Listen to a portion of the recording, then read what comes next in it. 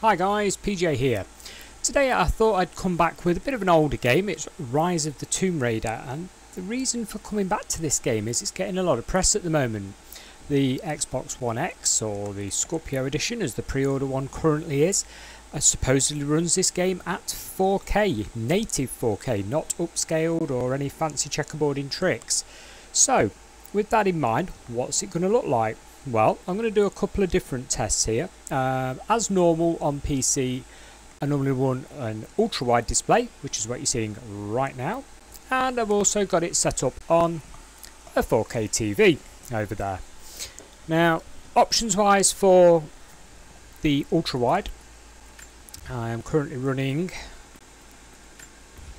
there we go, that resolution, yeah. Because we're going to run full ultra, okay, so the benchmark should be pretty good. The monitor's overclockable, so 75 Hz there, you go 60 or 75, take your pick. We'll have some anti-aliasing on this as well.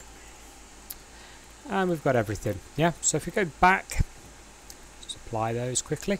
We're on DX12, by the way, not DX11. DX12 gives better performance on AMD GPUs, generally. Go to graphics, and this is what I've currently got at the moment. We've got custom setting, which is sort of very high, to be honest with you. Everything here pretty high. Specular quality there, normal. Yeah, we could probably bump that up. This was, some of these settings were still from when I was trying it on the 4K TV, so we go very high there. Dynamic foliage, that's maxed anyway. And some bits and bobs I don't actually like. Film grain, so I've turned that off. Not a fan of those at all. Pure hair, not too fussed about that. So let's give it a whirl. Let's benchmark it and basically see what sort of FPS we get. Menus sitting here, we've got 32. Now, this is a big point. The Xbox One X version of the game at native 4K runs at 30 frames per second. Okay, it's a very good feat of engineering, I must admit. It has done very well. Obviously the console and the game are yet to release, but it has been tested, so we do know the stats.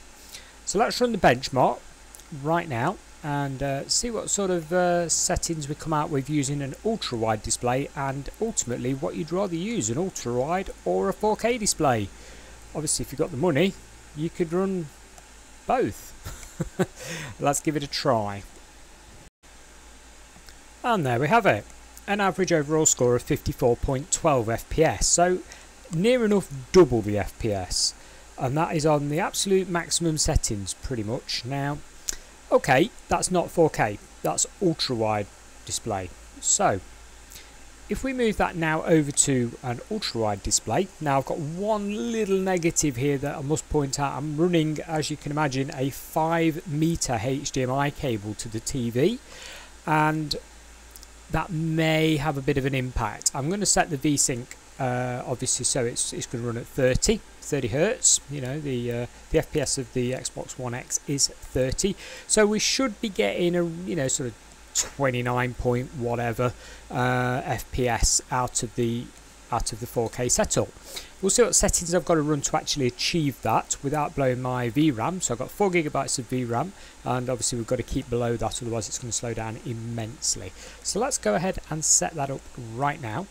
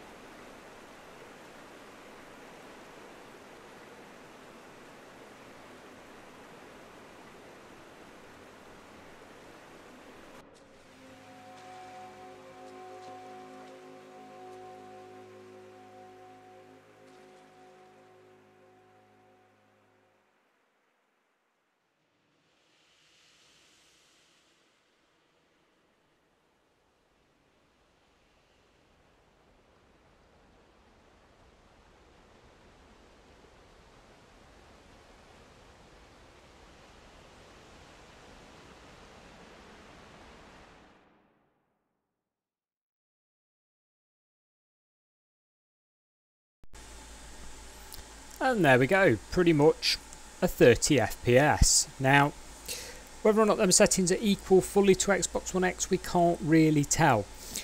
The question for you PC guys is, do you prefer the higher FPS or do you prefer the resolution? Take your choice. That is the main common denominator. It cannot be argued though that at £450 the Xbox One X is doing a very good job.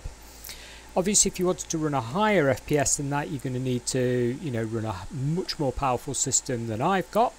GTX 1070, 1080, 1080 Ti type spec, that would be the sort of thing, or AMD Vega. So financially, yes, you're going to be looking at doubling, possibly tripling the price of the Xbox One X, but for that money you will most definitely get a better outcome of game. You will get a much higher FPS, a much smoother gameplay experience, and of course the whole big deal here is customization.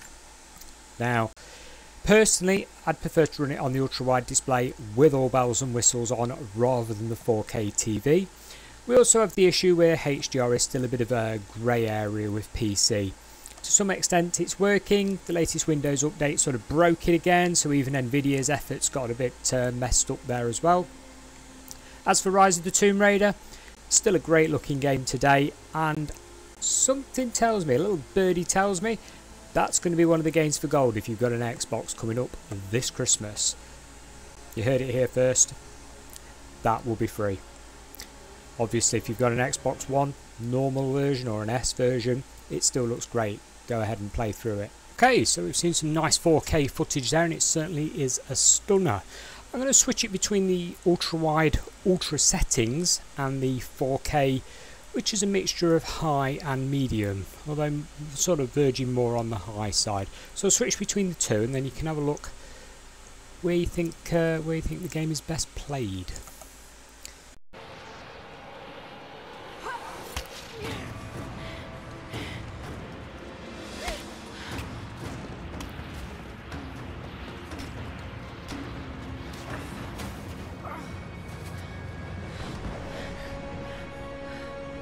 Jonah! We made it! I see the ruins! Oh god! Lara!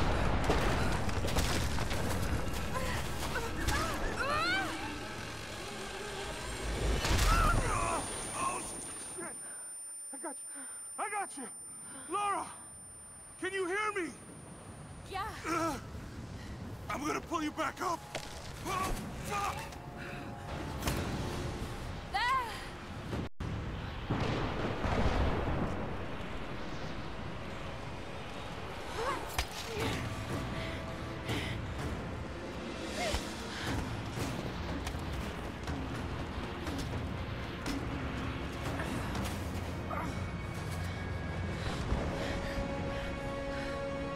Jonah!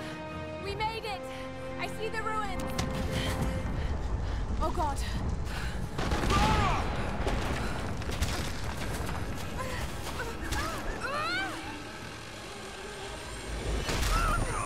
Oh, shit! I got you! Lara! Can you hear me? Yeah! I'm gonna pull you back up! Oh, fuck! There! Over there! Quick!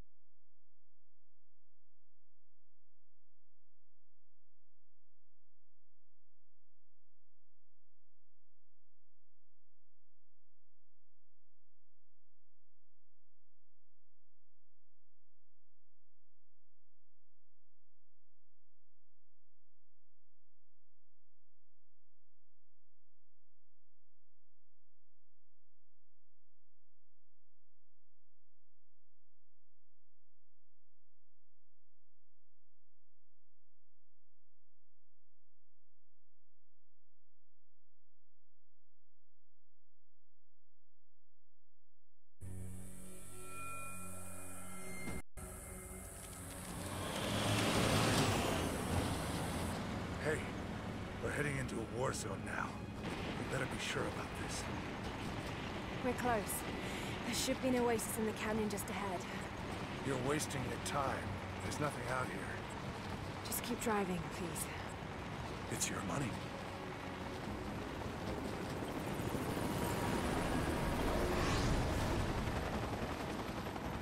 Something isn't right.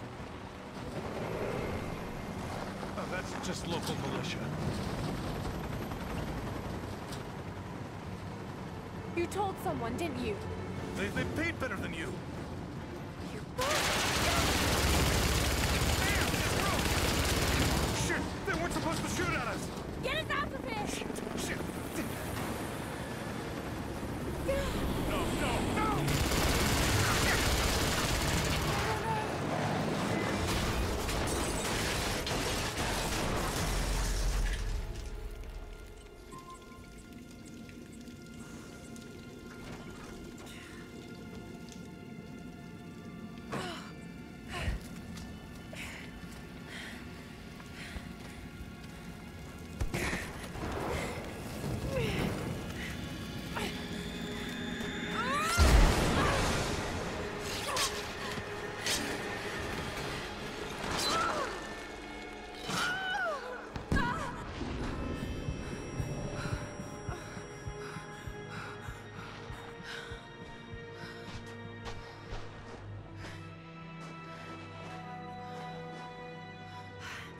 No turning back. It has to be here.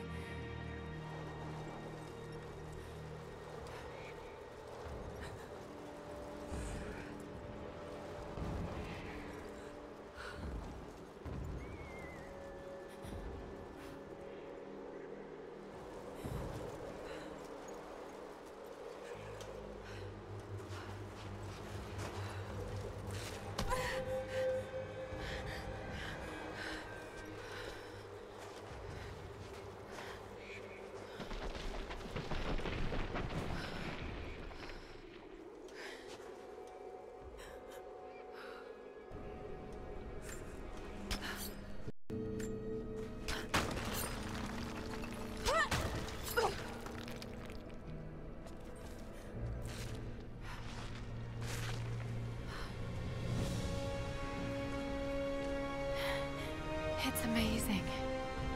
If only Dad could have seen this.